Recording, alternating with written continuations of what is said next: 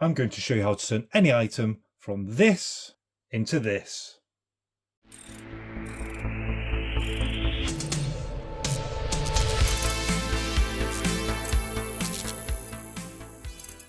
In this video we're diving into deconstructed text shadow boxes, and I've got an example of one here that I previously made using a PS3 controller.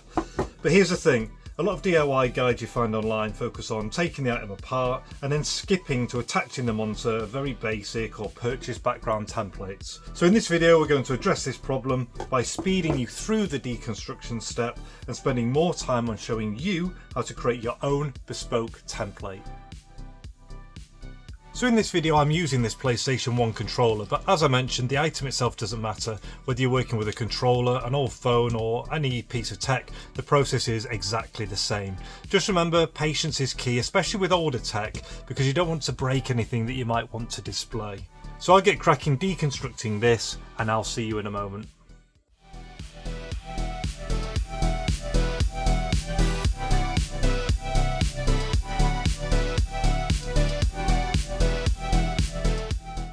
Okay, so we're back with the controller disassembled now, and just some options for you. So I have removed some of the cables. Likewise, I've also removed this part here, and also same for this part here that was on the bottom. So there's two separate reasons why. First of all, I've removed these because I'm already kind of thinking about how I want the display to be, and personally I don't like wires running around. I think it makes it look a little messy, and then this part here was the only component that was sticking out of the bottom, so by removing that part I have a nice flat base to do the mounting later on. But if you don't have a soldering iron or anything like that, then don't worry, there's always workarounds. So what you could have done was snip them off, you know, with a pair of cutters at the top there. This one on the back, again, you probably could have just, with enough time, just snapped it off. And this piece here, you could have just cut along the tops and just left that kind of piece just sticking out. But I've removed them all just for a cleaner look. So what we've got is the back, the front, all the buttons, a couple of little bits, the screws. With all the controller disassembled, let's move on to choosing the layout. At this point you first need to consider how large you want your display to be. Do you want to use all of the parts and make it bigger, or do you want to maybe sacrifice some components to make it smaller? In addition, you might also be constrained by the depth of frame you need to display your item in. What this means is, if you have a thin item such as a phone, there seems to be a wider variety of sizes available to buy as opposed to those frames that are deeper. Now my top tip is you're going to draw lines showing where the visible part of the frame is, and I'll demonstrate what I mean by that. This frame, even though it says it's 25 by 25, when you actually have a look, you'll see here 23.5. So you can see on this one, here's my 25 by 25 that sits at the back, but actually I know that I can only see 23.5 by 23.5. So I've drawn all that off, so I know that that's not a usable place. And then I've just basically a very rough grid line on here to help me arrange the parts. So what I'm going to do now is just start taking these parts and working on the layout.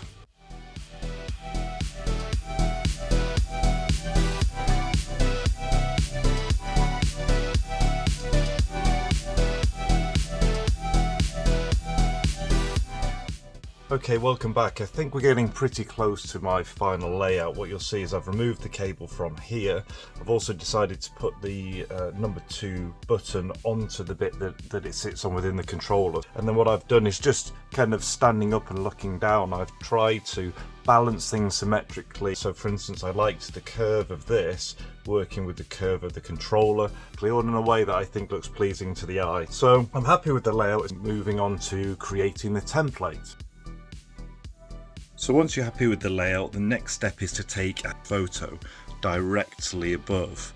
So you line it all up and make sure there's no distortion or parallax error. And now we're going to import this video into some photo editing software.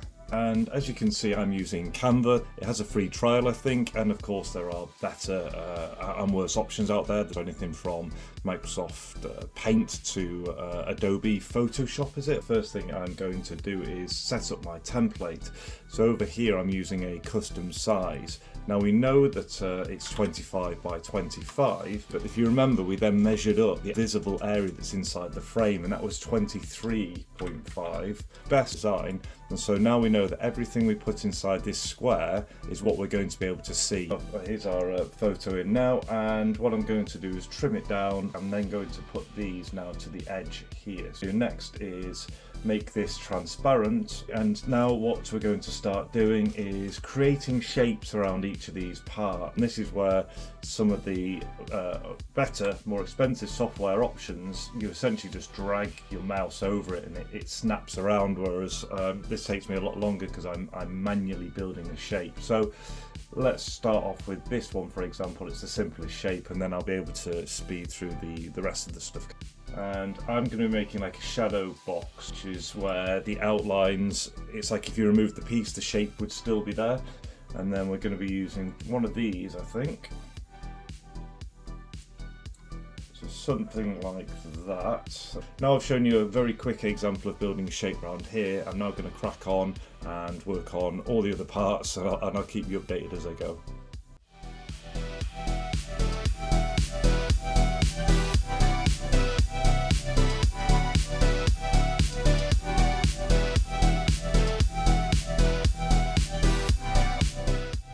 Each time you think you're close, you're then going to print the template and then go and place the parts on top. And I've downloaded this as a JPEG.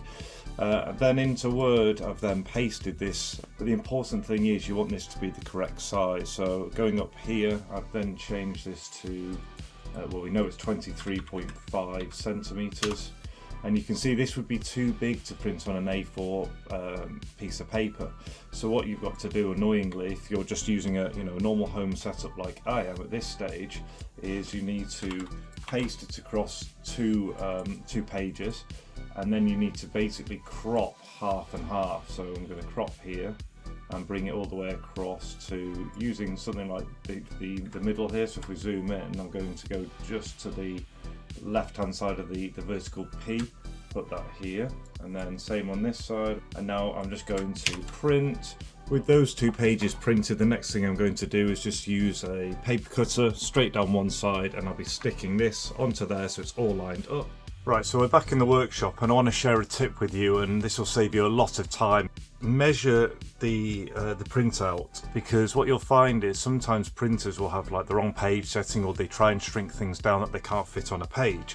And so, for instance, this first print I did, you can see it's actually only 22.9 mil instead of 23.5. So having checked that, I then reprinted it, and as you can see, this one is now 23.5 wide. So now we can just start moving these over and seeing how it looks and if we need to make any adjustments. And you can always take another photo and upload it if you like, but I just kind of do some penciling on. So I'm not sure how well you'll be able to see my scribbles. I think this is fine, and this is fine, and this is fine. What I want to do is bring in these side parts here, bring those curved bits in just slightly, and then I'm going to move the whole controller just down from here to around here. It's about a centimetre lower. That will give a bit more clearance on this part here, and then what I'm going to do is then shrink these down ever so slightly, and also shrink this one here and here, and then move this one down, which I think will then balance the spacing a little bit better on the side. It will probably be about 3 iterations away from getting it where I want it to be. So I've saved you the boring part of sticking it all together and putting all the parts on. This is iteration number 2. I think it's really coming together nicely now, and I think that should do it. So I'm going to make those adjustments, and I'm also going to fill in the background and fill in all the shapes. So you should hopefully see the third and final iteration just coming up next. So I thought it might be useful showing you this step. So we kind of had a template downstairs that looked a little bit like this, and I was making some of the adjustments, and then I've just been working on this now. So what I've done is I've now turned the background white, and I've chosen what colour I want my shadow box to be. Now I always look for an inspiration, so I went and had a look at the original PlayStation 1 logo and had a look at some of the other colours. So you can see you've got those ones there, but you've also got these different colours on the power and open. So then if you go and have a look around, and you'll find things called like logo palettes, and so I quite like the idea of using this more vibrant blue. Select your hex, and then within Canva, when you choose your colour and go over here, what you can do is when you do add a colour, this is where you can paste that hex in, and it will give you that exact colour. And then what you'll see is I've now started to turn all these components into solid patterns. Now there must be a better way to do this, but I find one really frustrating thing on Canva is you can't cut shapes, so you can't like get rid of half a shape. It just shrinks it down. And so what I end up doing is, you can see these outlines, is basically filling them with shapes of the same colour and just removing the outlines. So I think that's looking quite good now. So I'm going to print this off, take it downstairs, and fingers crossed everything will look good. Okay, so here we go, and I don't know about you, but I think that looks really great. So what I'm going to do now is go back upstairs, and I'm going to start just putting in some labels. Okay, so as you can see here, I've got everything labelled up how I want it. Now you can obviously put in whatever you want to label them. I've subtly added my own logo for retro restorations, and that's for two reasons. One's for intellectual property rights, because I've spent absolutely hours now making this, and the second thing is it also gives me a little bit of exposure and recognition. So now we have our final template ready, let's move on to producing it. Here's a pro tip: if you want a more polished, professional finish, instead of printing your template at home and gluing the A4 sheets together and then maybe mounting that onto card, consider taking your final template file to a professional printing company. So rather than this is the final result back from the printers, and as you can see here, it looks absolutely fantastic. Look at the comparison here between the colours and the colours here that I wanted on the computer, all in one piece, that thick card slot with a slight gloss, really nice. So what we'll do now is we're going to move on to attaching the parts onto the template. So now we've got our template printed on this lovely thick cardstock. First thing to do is to clean up the parts. So what I'll be doing is cleaning up all of these pieces using a combination of isopropyl alcohol and also some things like some baby wipes, just to clean them all up because they're about to go on display. So I'll speed through this and I'll catch you when I'm done. So that's all the parts cleaned up, and there will be some minor modifications to come for some of the parts that don't sit exactly flat. You can choose to do that all now if you like, or you can do it as you move along. Now there's a couple of ways in which you can stick these parts down. You can use good double-sided tape, but I'm actually going to be using a hot glue gun. It's quick, it's effective, but you have to be precise. This is what's going to make your shadow box look clean and professional. So if you're not sure about the placement, just stop and double check it before applying the glue. My glue gun's all nice and warmed up, so double check where it's going just before I put it down.